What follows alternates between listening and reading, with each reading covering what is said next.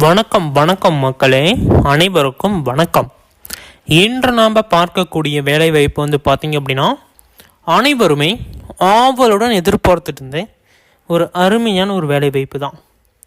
தமிழ்நாடு அரசு சத்துணவு மையங்களில் காலியாக இருக்கக்கூடிய பணியிடங்களை உடனடியாக நிரப்பணும் அப்படின்னு சொல்லிட்டு தமிழ்நாடு அரசு ரொம்ப நாட்களாக இதை வலியுறுத்திகிட்டே இருந்தாங்க. இப்போ அதுக்குண்டான கால சூழ்நிலை டைமு வந்துருச்சு.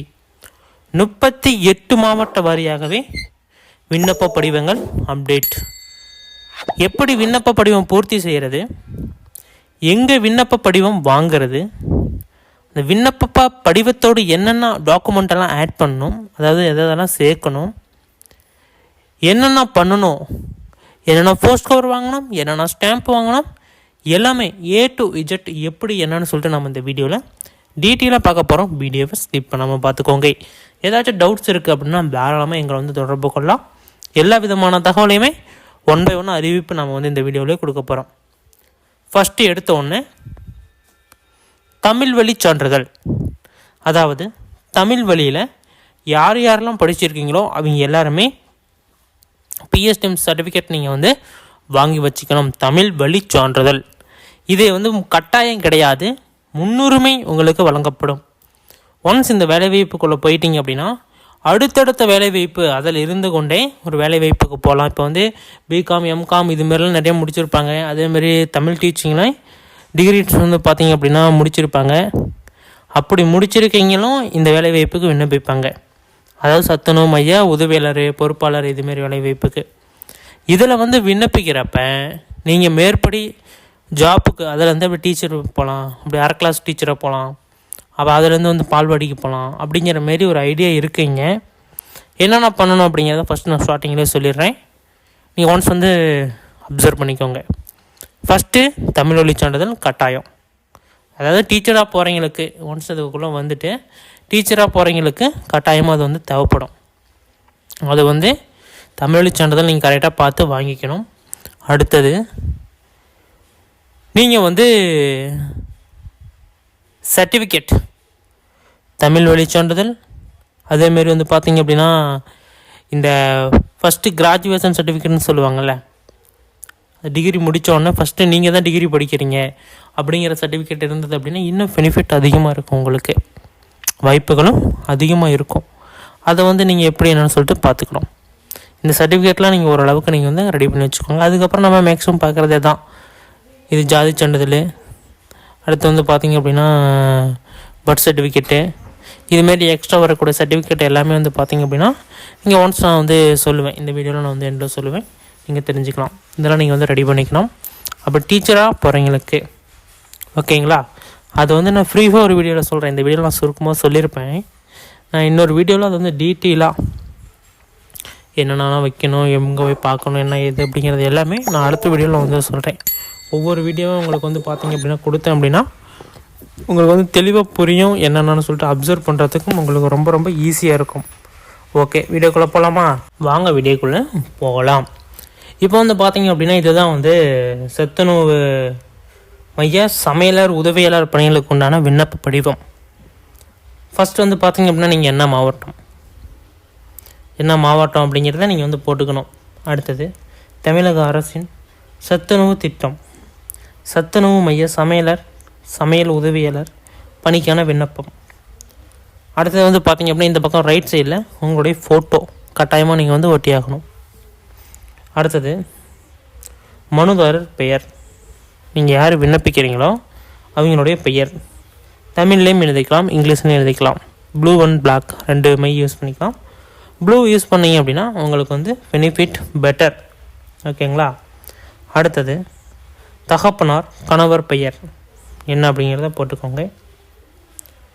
அடுத்தது நிரந்தர முகவரி, கதவு எண், தெருப்பெயர், பின்கோடு கட்டாயம் குறிப்பிட வேண்டும்.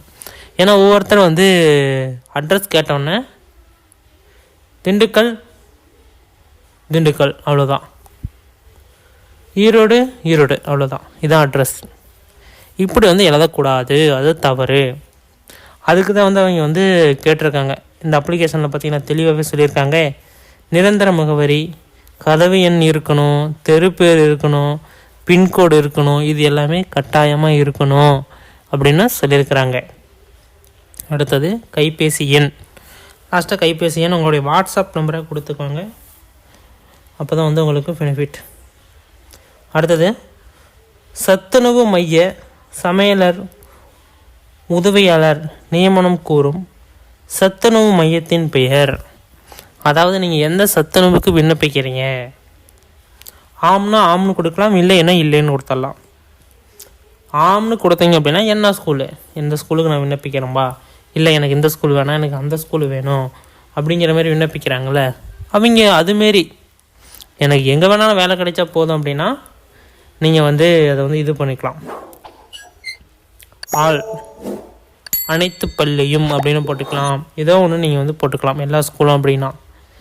இல்லை நான் குறிப்பிட்டு இந்த ஸ்கூலுக்கு நான் விண்ணப்பிக்கணும், இல்லைன்னா எனக்கு வந்து வேலையே வேண்டாம், எனக்கு இந்த ஸ்கூலில் போட்டால் போடுங்க, இல்லைன்னா வேலையே வேண்டாம் அப்படிங்கிறீங்க, குறிப்பிட்டு ஒரு பள்ளியை நம்ம வந்து தேர்ந்தெடுத்து காட்டலாம். அதான் வந்து சொல்லியிருக்காங்க. அடுத்தது வந்து பார்த்திங்க அப்படின்னா மனுதாரர் கல்வி தகுதி சான்று ஒளிநகல் ஜெராக்ஸ் காப்பி இணைக்கப்பட்டுள்ளதா, மாற்றுத்திறனாளி சான்றிதழ் இருக்குதா.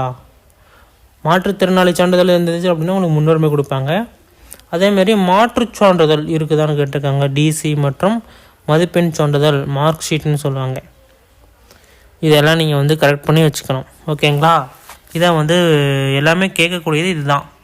அதேமாரி வந்து பார்த்தீங்க அப்படின்னா மனுதாரர் என்ன ஜாதி, உட்பிரிவு என்ன, வட்டாட்சியரால் வழங்கப்பட்ட ஒளிநகல், அதாவது கம்யூனிட்டி சர்டிஃபிகேட்டை அவங்க வந்து கேட்குறாங்க.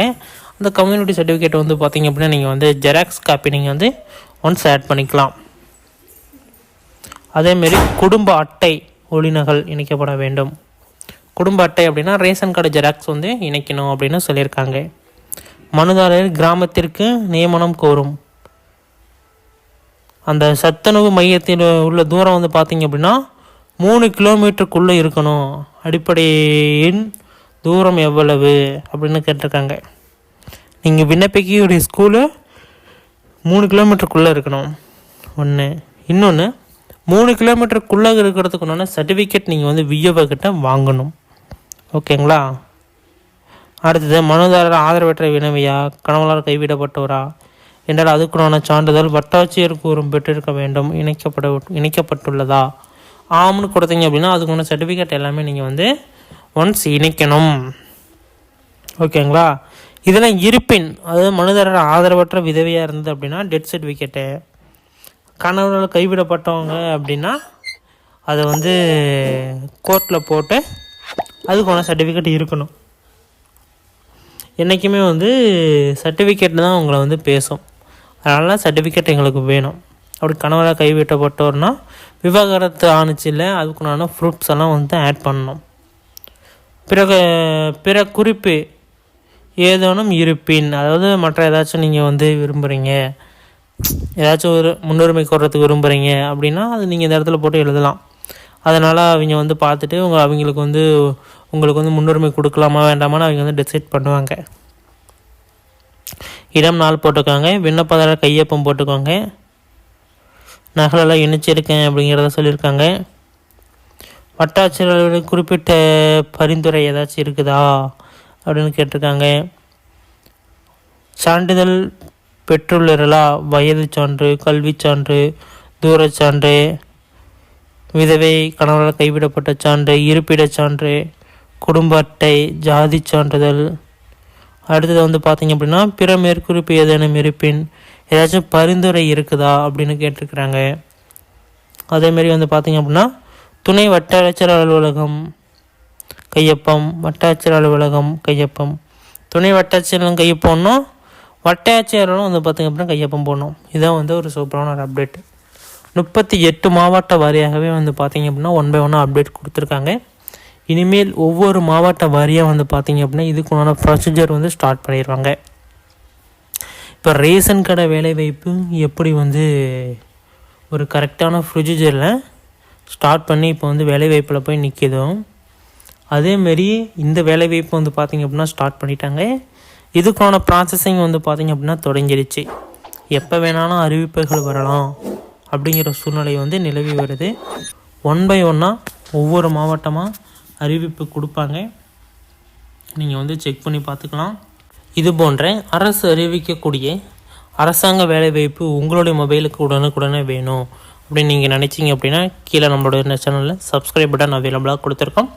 தாராளமாக கிளிக் பண்ணி வச்சுக்கோங்க. இன்னும் பலவிதமான தகவல்களை நீங்கள் வந்து தெரிஞ்சுக்க முடியும். ஃபஸ்ட்டு வந்து பார்த்திங்க அப்படின்னா உங்களுடைய கிராமம், பஞ்சாயத்து, யூனியனு இதுமாரி இருக்கக்கூடிய வேலைவாய்ப்புக்கு ட்ரை பண்ணுங்கள். ஏன்னா சம்பளமும் அதிகம், வேலைவாய்ப்பும் குறைவு.